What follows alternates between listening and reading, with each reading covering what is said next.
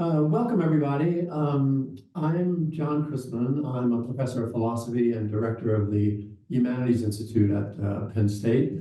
And it's my pleasure to introduce Carolyn Chen, who's professor of ethnic studies at the University of California in Berkeley, and the author of numerous works, including Getting Saved in America, Taiwanese Immigration and Religious Experience. She's the co-editor of Sustaining Faith Traditions, Race, Ethnicity, and Religion Among the Latino and Asian Americans, Second Generation. And a book that we're going to discuss now, Eat, Pray, Code, When Work Becomes Religion in Silicon Valley. So welcome, Carolyn. It's a pleasure to talk to you. Thank you for having me. Happy to be here. Great. So I thought we would begin by just giving a very brief overview of the main foci and conclusions and thematic or orientation of the book for us. Yeah, so what I argue in my book is that that work is replacing religion in Silicon Valley. So my study is based on 5 years of ethnographic fieldwork and over 100 interviews with tech workers, executives, human resources professionals, executive coaches, meditation and mindfulness coaches, like the people who also service the tech workers. And it's a study of Silicon Valley work culture. And in it, I argue that work has replaced religion for them. And by that, I mean that tech professionals are looking to work to fulfill needs for identity, belonging, meaning, purpose, and even transcendence. These are the very needs that Americans at one time looked to faith institutions and religious institutions to fulfill. The other side of the story is that workplaces, companies are now using spirituality as spirituality a competitive advantage. And so they're bringing spirituality into the workplace by, for instance, bringing meditation and mindfulness, bringing in spiritual and religious leaders to speak and give inspirational talks, by offering spiritual retreats and meditation retreats as part of their benefits. Yeah, that's wonderful. You really paint a fascinating picture of these trends that interact. And the two parts of it that I know you want to draw our attention to together is the increased work life, the increased hours of people's work life, both in Silicon Valley, but in the culture generally. I gather we're talking mostly about the United States, as well as what you just described as the religious turn in work-life experience. How do these trends go together? That is, long and more of a sacralization, if we can use that word, of the work experience. Yeah, so that's a really great question. And so first, let me back up and say that while this is a book that is based on a case study of Silicon Valley, I believe that my findings are generalizable to other knowledge industry hubs, and also that many of the trends that we're seeing in Silicon Valley really are trends that we're finding among all professionals in the United States. And that is really about the changing meaning of work that we really see starting in the late 20th century, around the 1970s. And as you pointed out, what's happening in the late 1970s is that we see that high-skilled workers start to work more and more hours. And traditionally in the United States, it's those who are less educated who work more hours, and those who are more educated who get to work fewer hours. But we see this interesting change and trend starting in the late 1970s. And here we see, and this happens for multiple reasons, but because of the rise of global capitalism, But we also see a very big, important change in work culture where the meaning of work itself changes. So work becomes more demanding in terms of one's time and energy, but it also becomes more demanding in terms of one's devotion. So this is sort of a familiar story to us, right? That work is really demanding. But the other side of the story that I think that we don't often recognize is that as work has become more demanding, it's also become more giving in the sense that work has changed so that it's fulfilling more of our needs, not just our material needs by giving us a paycheck, but also by fulfilling our social and spiritual needs.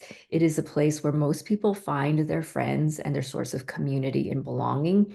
And it's also now become particularly for high school professionals, their source of purpose and meaning in life and identity. And it's to their work where they find that sort of spiritual meaning. Now, all of these changes didn't just happen. This is also there's also a shift in management culture itself, uh, where executives and managers and this whole sort of organizational culture of organizational behavior actually started to import and borrow the kinds of practices, vocabulary, and rituals from the private sphere, such as family and religion. So, for instance, if you look at most Fortune 500 companies, they all have a mission, an origin myth, an ethics, and even a charismatic founder, many of the kind of basic elements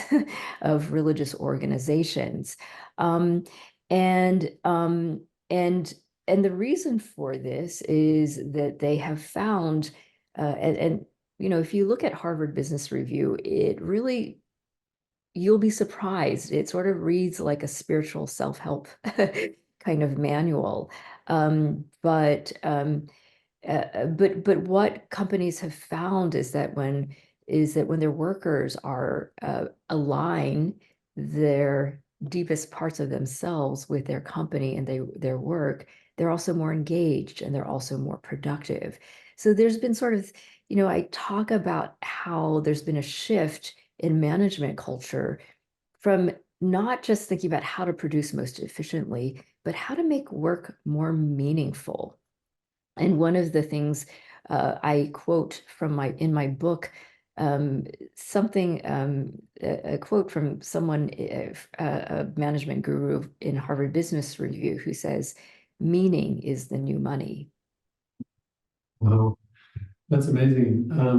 And as I was reading and also listening to you, I'm wondering how you pick up and develop the work of earlier sociologists whom you cite, like Robert Bellah, political sociologists like Robert Putnam.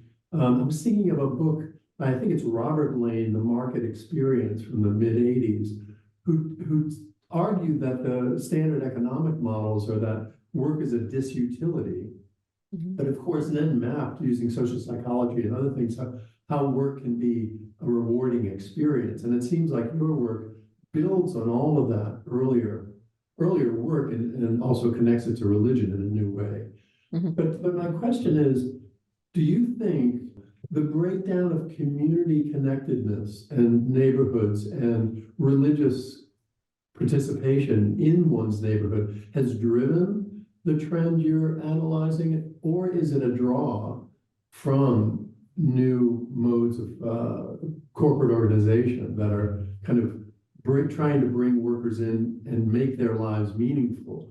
Yeah, that's a great question. It's a little bit of everything there. The other part of the story that, as I talked about, more that starting in the late 1970s, we see this trend that continues into the like 2010s of high skilled workers working more hours. Is that the other part of the trend is the decline in civic participation and also the decline in religious participation. So what this is what this is really a story about is this shift in where people find meaning and belonging, that it used and so it wasn't just in faith communities, right? If we look at the 1950s or the 1960s, it was in this time of just this flourishing of civic organizations. So it was maybe your church, your temple, but it was also in the Rotary Club, or it was in your poker club or your bowling league, right? As Robert Putnam writes about. But what we've seen is this decline in these civic organizations, these spaces where at one time, if you kind of think about that sort of work-life balance, right? And if we think about the institutions around us that support life as opposed to supporting work, well, those institutions that at one time supported life have declined and they've weakened and they're growing smaller and more absent in our kind of social landscape. And so that's part of, I believe that that is part of the story here. So it's both the expansion of work institution. And what I mean by expansion is that it's taking up more time, energy, and devotion in the lives of people, but it's also fulfilling more and more of their needs, you see? So it's that expansion, and then it's also the contraction of these other institutions, such as faith communities and civic organizations, that would also fulfill those needs too. So it's both this, so we need to see it as a story of both and in a way, these work organizations, companies have really, and particularly in Silicon Valley, have really learned how to provide that sort of ephemeral, like, work-life balance for Silicon Valley tech workers by actually providing for life. That's actually how they solve the work-life balance, is providing for life, incorporating all of life, the clubs, the social activities, the spirituality, all into work.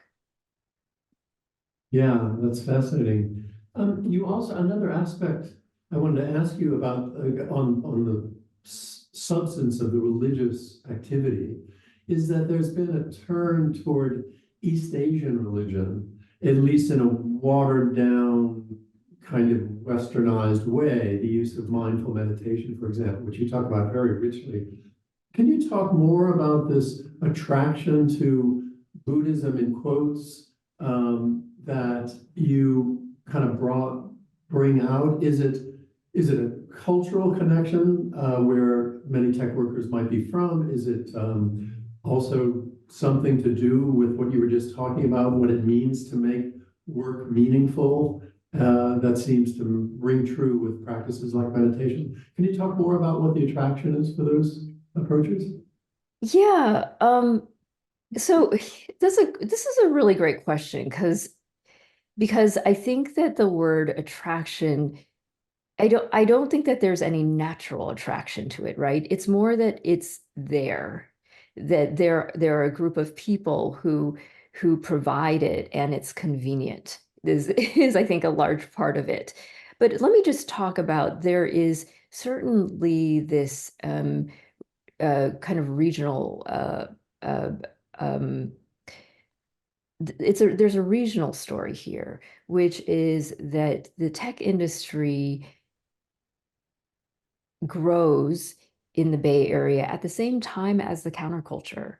And these two would often seem like very different kinds of cultures and movements really intersect in many ways. And so many of sort of like early founders, like, Steve Jobs, Larry Ellison, these are people who were involved in the counterculture and, made trips to India and we're very interested in Asian spirituality, and we're very interested in Buddhism and meditation, and Hinduism. And so there is already sort of this regional resonance here, and the human potential movement, Est and Esalen, these are sort of these new age spiritual movements and centers that really grow in the 70s and that are part of the counterculture. But the story of the Bay Area is that those folks who are at the margins and part of the counterculture, that they actually become part of the elites of the Bay Area come the 1990s or the 2000s, so that what these Asian practices that used to be on the fringe and that used to be sort of countercultural youth who participated in, well, a lot of the countercultural youth were actually children of white elites anyways. And so that they've just grown up. And so I talk about how in the Bay Area, there's sort of this ambient Buddhism around where there is this presence, there's this sort of background presence of meditation and Buddhism that's just sort of part of the air. And that when something becomes part of the air, it loses its religious quality in the sense that it's distinctive and it starts to feel secular, right? Universal or ubiquitous or invisible. That's what I mean by that. Um, and so I think that that is part of the story of why you see that sort of the resonance of Asian spiritual traditions in the tech industry. But I think that if we look at this particular moment, of course, meditation and mindfulness is everywhere, right? It's not just in the Bay Area, it's not just in the tech industry.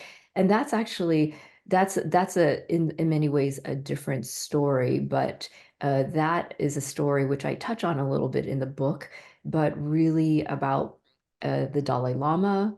The Dalai Lama's interest in science. It has to do with also politics, but it has to do with the kind of the scientific interest in meditation and mindfulness, and then sort of the marketing of meditation and mindfulness as being a wellness practice rather than a spiritual practice.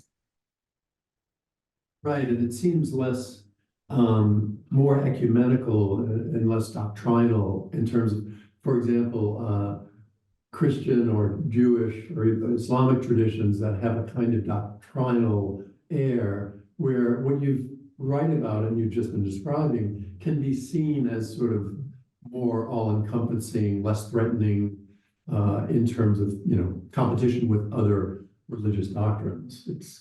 It's all Yeah, inviting. absolutely. I mean, it's completely secularized, right? Yeah.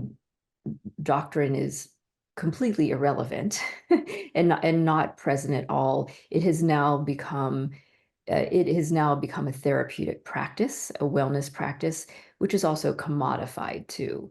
Um, and um, and so it's become a different. It's not just merely a matter of packaging, but I think that it's become a different thing in a way. Right. Toward the end of your book, in the last chapter, but it really you're building up to it throughout, you talk about the techtopia, Mhm. and you do so in rather negative terms or terms that sound alarms and that cause you to worry. Could you kind of reiterate for us what you find sort of the most worrisome or dangerous about this movement of what you call, maybe you can define techtopia and Of then course. talk worries you about it. Yeah, so I end the book with a chapter on techtopia, and I offer that concept of techtopia as a social critique. Um, and techtopia is what I call a society. Well, here I'm using kind of a play on words, an engineered society where work has become the highest source of human fulfillment. And Silicon Valley embodies an example, is techtopia to me. And here I talk about my eh, and when I was in Silicon Valley, everyone was sort of like, well, this is a win-win situation, right? People are productive, companies are making a large profit, and they're happy, they're leading meaningful lives, and they have purpose, and they are, they seem fulfilled. So what's not to like about this? And when I was in Silicon Valley, I turned this over again and again in my head. because I would go to these companies and I would be able to get free lunch, and I also meditated with them. And I often thought, I would love to have this too. Like my life would be so much better. I'd be on my fifth book by now. I'd be on my sixth book by now, right? I'd be so much more productive as well. And so there's something very alluring about this. And I think that this is part of uh, America has this um, attraction to Silicon Valley. We love to read about Silicon Valley, but we also love to hate Silicon Valley as well, right? And so I think in many ways, Silicon Valley embodies that promise of work. I think the late capitalist promise of work, which is you go to college, you work really hard, you get a good job, and it's not, I think the promise before was like, okay, you get to buy a house in the suburbs and you get to have your family with 2.5 kids, right? I think the late capitalist promise of work is like you get all that and you live a really meaningful and fulfilling life where you feel like you've changed the world, where you've contributed to the world and you're someone. And I think that there's something very, very alluring and very attractive about that. But what I argue about Techtopia as a kind of social ecosystem is that what happens is that the workplace operates like this huge, powerful magnet, and that basically attracts the time and energy and devotion of the people in the community. And it does it to such an extent that all the other social institutions, and these are faith communities, these are the Rotary clubs, these are the arts organizations, the sports leagues, the family, that these grow weaker and smaller in comparison. And that in order to fight for a share of the time and energy and devotion of the community, they end up having to service the workplace. And they end up having to basically cater to the needs and desires of the workplace as well. And so we see this happening with faith communities. For instance, I interviewed one um, Buddhist priest who told me that people were not coming to his zendo anymore because for their morning sittings because they were too busy working. So he got a bright idea, which is that he would bring meditation to work. But when he brings meditation to the workplace, he has to shorten it. He also has to take out the ethical teachings because he's not being brought there to teach Buddhism. He's being brought there to teach a productivity tool, right? Um, and so what you find is that the kinds of ethics, the logics, the aesthetics, the traditions, the notions of justice that other institutions and organizations might have, they have to then compromise in order to service the workplace. The other problem with this is that people who are working for companies like Google, who are, let me say, full-time salaried employees for companies like Google or LinkedIn and Facebook, they're doing great. They're getting high salaries, they have really meaningful jobs, they're getting fed, they're living great lives. But there are so many people on the margins of Techtopia who really can't participate in tech's bounty.